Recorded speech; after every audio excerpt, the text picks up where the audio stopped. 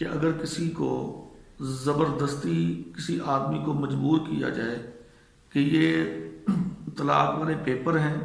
تو لہذا ان پہ تو اپنی بیوی کو طلاق دے، یعنی اسے زبردستی طلاق پر مجبور کیا جائے تو کیا یہ طلاق ہو جاتی ہے یا نہیں ہوتی؟ دیکھیں بھائیو،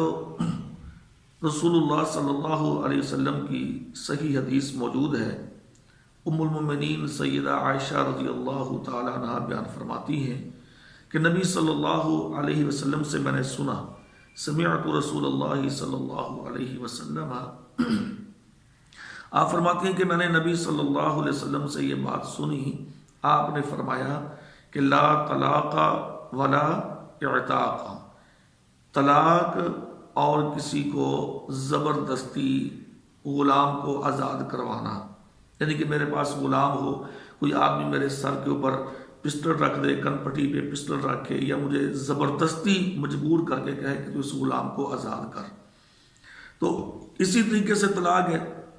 کہ طلاق کے متعلقہ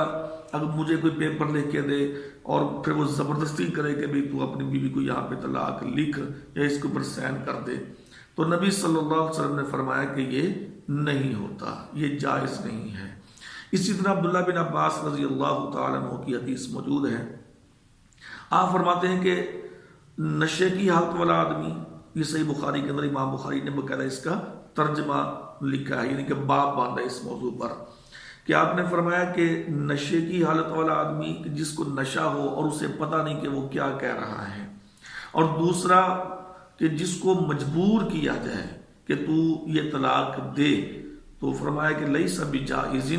ان کی دی ہوئی طلاق قطعاً جائز نہیں ہوگی، یعنی ان کی طلاق کو کسی بھی طریقے سے ایکسیپٹ نہیں کیا جائے گا۔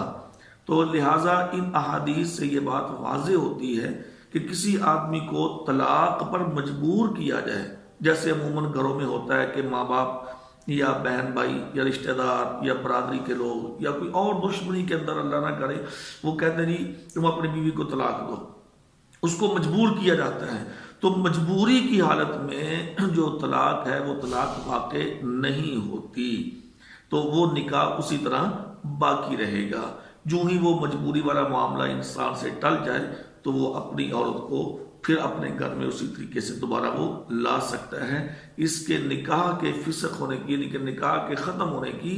کوئی کسی قسم کی گنجائش نہیں ہے، وہ نکاح باقی رہے گا، چونکہ یہ طلاق اسلام اس کو شمار ہی نہیں کرتا۔ تو الغرض یہ ہے کہ زبردستی دی گئی طلاق یا زبردستی دلوائی گئی طلاق اسلام کے اندر طلاق شمار نہیں ہوگی، وہ نکاح اسی طرح باقی رہے گا انشاءاللہ۔